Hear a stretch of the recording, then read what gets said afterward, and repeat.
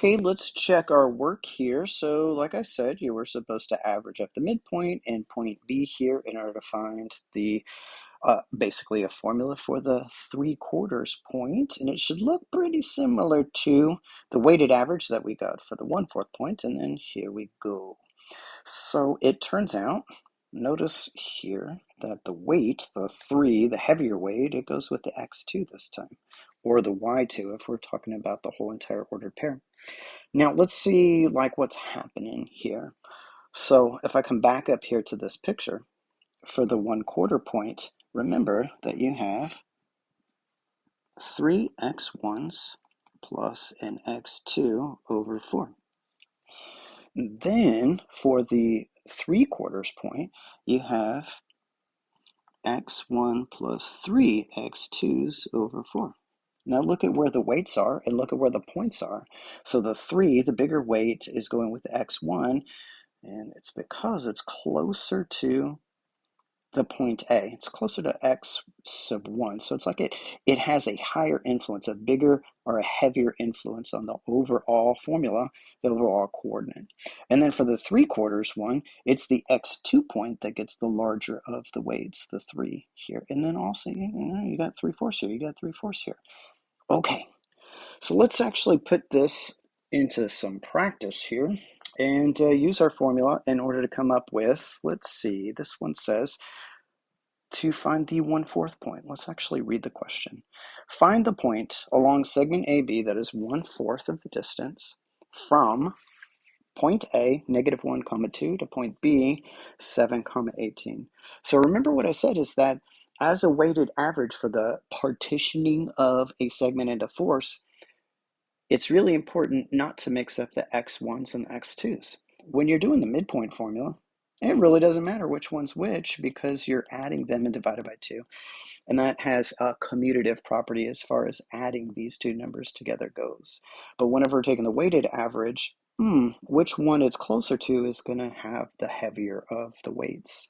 So when you're looking at this question, just pay attention to the order that is implied. It may not say specifically which one's your x1, so you have to get it from context clues. Find the point along segment AB that's 1/4 of the distance from A to B, which means that A is our x1, y1, and it means that B obviously is our x2, y2, okay? So now let's apply our formula. So for the 1/4 point here, I'm gonna have a big old fraction, and it's gonna be the x1 and the y1 that's gonna get the weight of 3. So it's gonna look like this. 3 times your x1, which is a -1, plus essentially 1 times your x2, which is 7, all over 4. And now using the same pattern, let's find the y-coordinate. 3 times 2 for the y-coordinate, y1, plus, and then we have the y2, which is 18, all of this divided by 4, and then we just want to simplify. So we've got a -3 here, plus a 7, which is going to make that a 4. 4 over 4 gives us 1. Then, if we have 3 times 2 gives us a 6. A 6 plus 18, I believe that's a 24. 24 divided by 4 gives us 6. So 1, 6 is the point that's on segment AB that's 1/4 of the distance from point A to point B. So that's what partitioning is all about.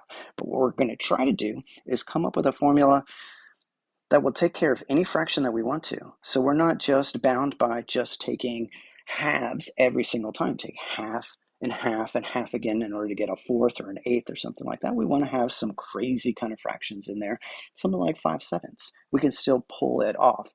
But in order to do that, we need some more evidence. Maybe you've started to see some patterns here in what we have so far, but I think we need one more piece of evidence. And what we're going to do is we are going to break it into 8ths. So we've already broken our segment into 4ths. We're going to break this thing into 8ths. And your job is just to do one of them. And then we'll symbol all of them together in order to have basically what is it, maybe 8 pieces of evidence or something like that in order to figure out what a formula overall, in general, for partitioning a segment goes. Okay, so here's what it's going to look like. Our segment in the coordinate plane has endpoints x sub 1, y sub 1, and x sub 2, y sub 2. For the purposes of the investigation, just ignore the y's. Just concentrate on the x's like we did for the quarter and the 3/4 point. And we want to come up with a formula for finding the coordinates of point P that is the fractional distance A over B. So our A over B in the one that we just did was 1/4. That's not a B. And this looks like a 9. There we go.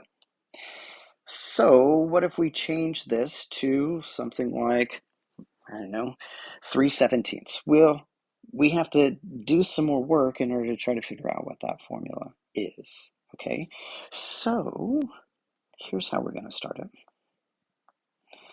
We found basically the 1/4 point, the 2/4 point, which is the midpoint, 2/4, same thing as a half, and then the 3/4 point.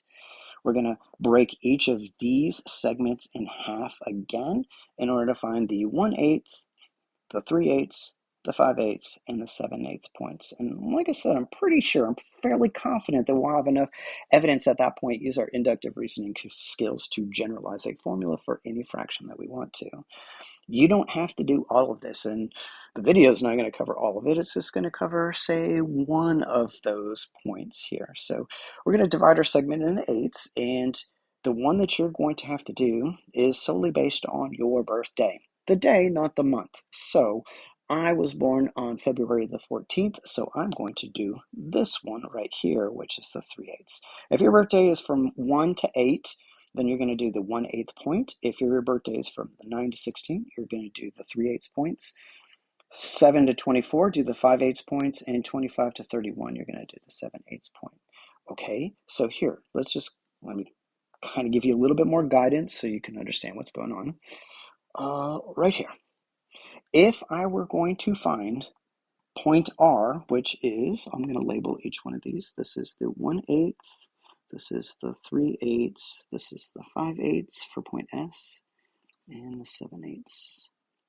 In order to find the 3/8 point, which is where my birthday lies here, I am going to average together the 1/4 point that we found before and the midpoint from the previous lesson. If I just average these two together, I should be able to find the coordinates for point R. Now, when you do this, of course, you're going to get a complex fraction that you have to fix, just like we fixed before, but it's going to be a little bit more complicated because both pieces are going to be fractions. And remember, the way that I started this, whenever I was talking about the complex fractions and how we're supposed to fix it, we're going to multiply it by a fancy 1. And the reason why we chose 2 over 2 here is because if you're going to add these two quantities together, you would need a common denominator, and that common denominator is going to be a 2. So I'm going to do a 2 over 2.